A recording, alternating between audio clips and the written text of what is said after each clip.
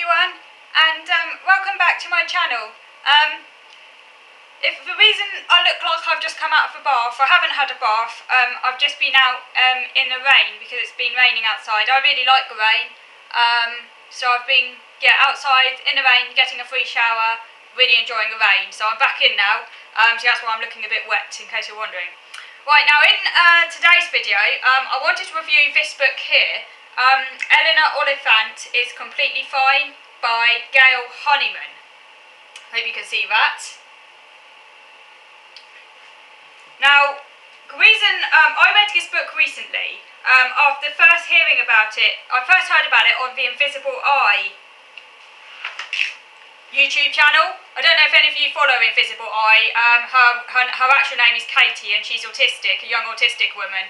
But I think she stopped filming for the moment because she's been having some issues of her own to deal with, so she stopped filming. But but yeah, she's got quite a long-standing YouTube channel, and I was following her. I still do follow her, so when she comes back, I'll carry on watching her channel because it is very good. And I think she mentioned reading this book herself, and that was the first time I'd actually heard of this book. And she mentioned that she thought the main character, Eleanor, might be autistic. So I thought, that's interesting, because I like reading about representations of autism in fiction. So I wanted to read the book and see for myself what I thought about it. Now, Eleanor isn't actually said to be autistic in the book. It isn't mentioned anywhere. And in actual fact, the author herself actually denied the eponymous character Eleanor is autistic, saying that all her traits could be explained by a post-traumatic stress reaction to abuse. And that's what many people are saying. You know, there seems to be two camps. There's one camp that says, yes, they think Eleanor is autistic, and there's another camp that's saying, no, actually, it can all be explained by her childhood abuse, and that she isn't autistic. And as I say, the author herself has actually denied that Eleanor is autistic. I was actually a little bit annoyed, irritated, when that the author said that, because I feel that once a book is in public circulation, the author should not impose their own interpretation on a text, as it should now be left to readers to decide. Readers finish a book by projecting their own interpretation onto a text, and there should be no right or wrong, because reading a book is a creative, subjective experience. I feel that if the author, Gail Honeyman, really did not want Eleanor to be construed as autistic, she should have made that clear in the text.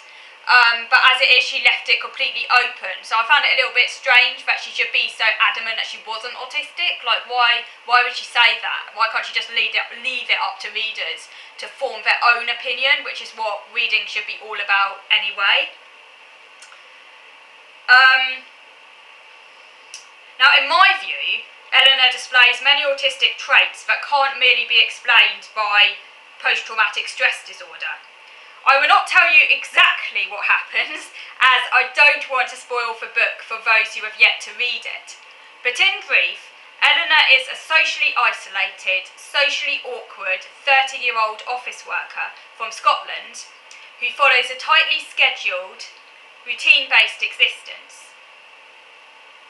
She develops an obsessive crush on a singer, which reminded me a bit of my Kate Winslet obsession, you know, getting really very, very obsessed with an actual person, which is not stereotypically associated with autism, because autism is often associated with, say, more eccentric interests, but there's been research increasingly to show that many women with autism, obviously this isn't just unique to women, but it seems to be more prevalent in women, that women with autism are more likely to become obsessed with persons as opposed to things. So I thought, that could be quite a good representation of a non-stereotypical representation of someone with autism. And it did seem to me that the character Eleanor, developed what could be interpreted as an autistic-like obsession on this particular person.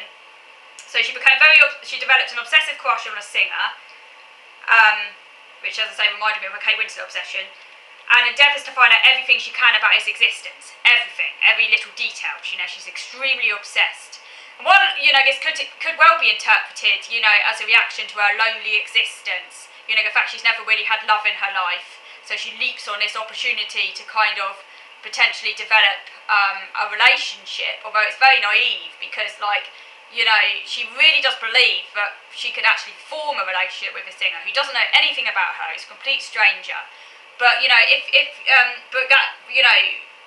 but I can relate to that because when I was obsessed with Kate Winslet, you know, an obsession can make you believe absurd things. So, you know, you sort of fantasise about getting together with this person.